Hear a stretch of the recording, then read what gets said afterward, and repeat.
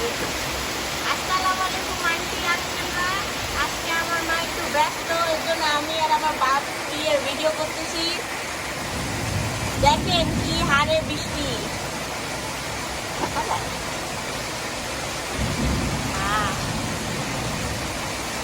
আজকে অনেক দিন পর এত ধুমায় বৃষ্টি পড়তেছে,